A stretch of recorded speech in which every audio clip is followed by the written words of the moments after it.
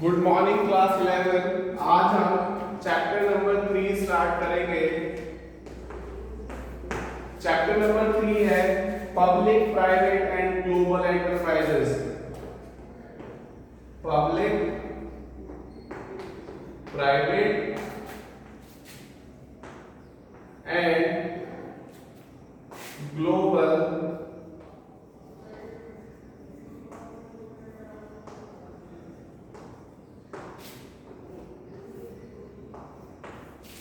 Public private and global enterprises.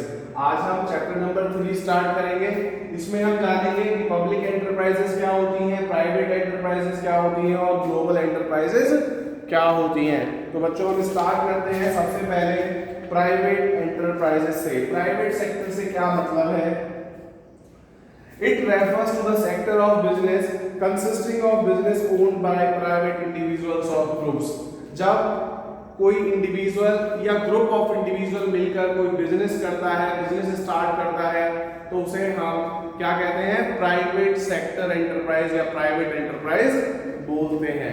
तो ये जो इस पर जो ओनरशिप होती है वो किसकी होती है? किसी इंडिविजुअल की या ग्रुप ऑफ इंडिविजुअल्स की होती है। That is not governed bye the government. इस पे सरकार का हक नहीं होता, यानी सरकार उस पर उस ओनरशिप नहीं होती। जो स्वामित्व होता है वो किसका होता है?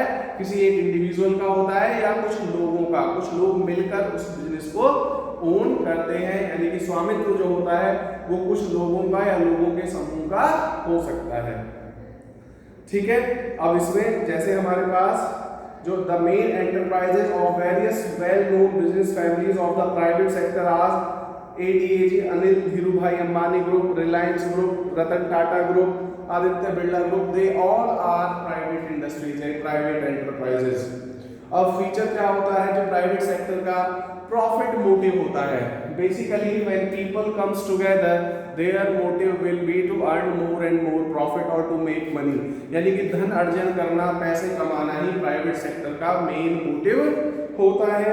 Private ownership, private people have complete ownership of the enterprise. जो प्राइवेट सेक्टर के लोग होते हैं तो ओनरशिप किसकी होती है? उसमें उन्हीं लोगों की होती है जो उस बिजनेस को स्टार्ट करते हैं, प्रमोट करते हैं। There is no state or central government interference from the point of view of ownership, यानी कि किसी राज्य सरकार का या केंद्र सरकार का उसमें किसी भी तरीके का इंटरवेंशन ओनरशिप में नहीं होता। Profit as evidence of success, इसमें जो प्रॉफिट होता है, the profit they earn basically becomes an evidence of their success, यानी कि जो प्रॉफिट होता है, जो मुनाफा होता है, वो उनकी सफलता का क्या होता है? पैमाना हो सकता है, या उसका क्या हो सकता है? एक प्रूफ हो सकता है, एविडेंस हो सकता है, सबूत हो सकता है।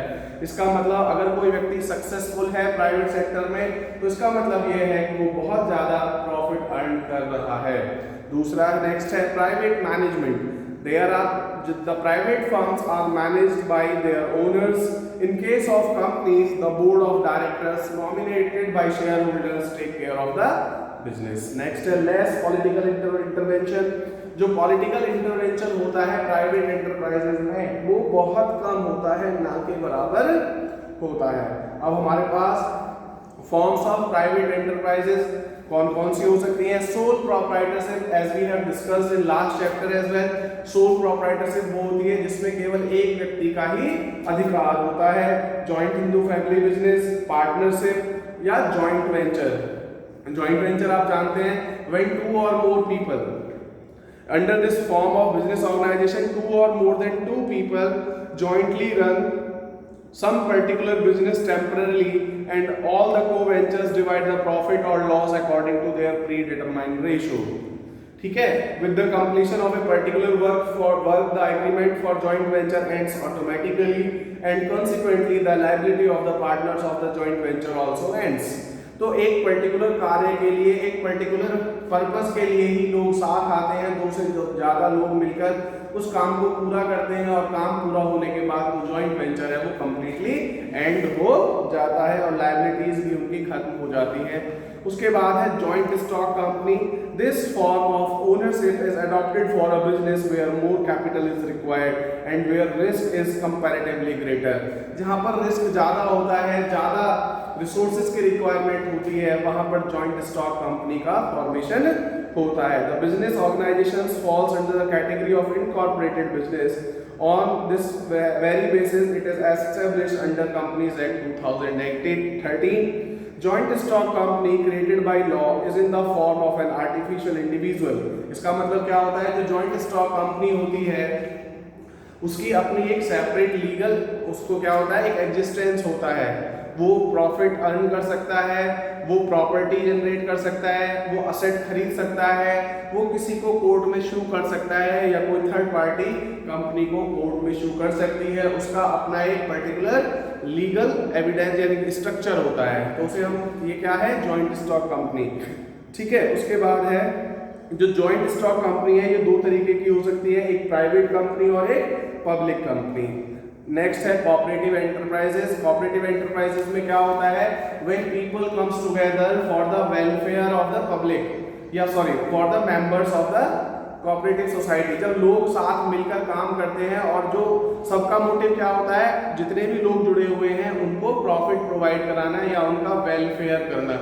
व्हेन 10 और when more people, suppose 10, 20 or 50 people comes together and they basically form a group and they work for the welfare of each other। जब सब लोग एक दूसरे की भलाई के लिए कार्य करते हैं उसे हम कोऑपरेटिव सोसाइटी कहते हैं। और कोऑपरेटिव जो सोसाइटी होती है उसकी अपनी इंडिविजुअल आइडेंटिटी होती है और जो मेंबर्स होते हैं उनकी जो लायबिलिटी होती है वो लिमिटेड होती है। गवर्नमेंट भी इसको प्रमोट करती है और इसको सब्सिडी प्रोवाइड कराती है। और ये जो फॉर्मेशन है कोऑपरेटिव सोसाइटी, इसमें जो रिसोर्सेज है वो भी बढ़ जाते हैं और यहाँ पर जो फायदा ये है कि गवर्नमेंट को टैक्सेस में भी यहाँ पर रिबेट देना पड़ता है, यानी गवर्नमेंट जो है यहाँ पर रिबेट देती है कोऑपरेटिव सोसाइटीज को। ठीक है बच्चों, अब हम बात करेंगे पब्लिक एंटरप्राइज और पब्लिक सेक्टर के बारे में। तो जो पब्लिक एंटरप्राइजेज होती हैं they are fully owned by state government और सेंट्रल गवर्नमेंट। जब रिसोर्सेज पर किसका अधिकार होता है, ओनरशिप किसकी होती है, स्टेट गवर्नमेंट की होती है या फिर सेंट्रल गवर्नमेंट की होती है। तो ऐसे एंटरप्राइजेस को हम पब्लिक सेक्टर एंटरप्राइज कहते हैं। जैसे हमारे पास रेलवेज हो सकता है, जैसे हमारे पास डिफरेंट पब्लिक सेक्टर बैंक्स हो सकते हैं, Punjab National Bank, State Bank of India, UCO Bank. तो there are different banks that comes under public enterprises. या रेलवेज है वो भी पब्लिक एंटरप्राइजेस है, एयर इंडिया है वो एक पब्लिक एंटरप्राइजेस है। ठीक है,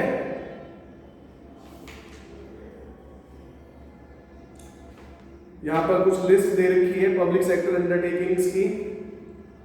जैसे यहाँ पर भारत इलेक्ट्रॉनिक्स है, भारत हैवी इलेक्ट्रिकल्स लिमिटेड है, कंटेनर कॉर्पोरेशन ऑफ इंडिया है, इंजीनियर्स इंडिया लिमिटेड है, इंडियन टेलीफोन इंडस्ट्रीज है। तो ये सब क्या है, पब्लिक सेक्टर अंडरटेकिंग्स है। उसके बाद है फीचर ऑफ पब्लिक एंटरप्राइजेस। क्या बेनिफिट है, क्या क्या फीचर्स हैं इसके।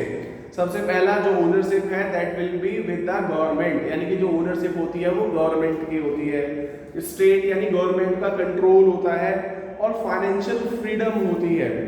Almost all the financial needs of the public enterprises are met through the investment of capital by the government. क्योंकि जितनी भी रिक्वायरमेंट होती है वो सब कौन फुलफिल करता है, इसका गवर्नमेंट करता है। तो government is having number of assets so they can done it easily. तो यहाँ पर क्या होता है, गवर्नमेंट के पास असेट्स होते हैं और आराम से जो इनकी फाइनेंशियल रिक्वायरमेंट है वो पूरी हो जाती है।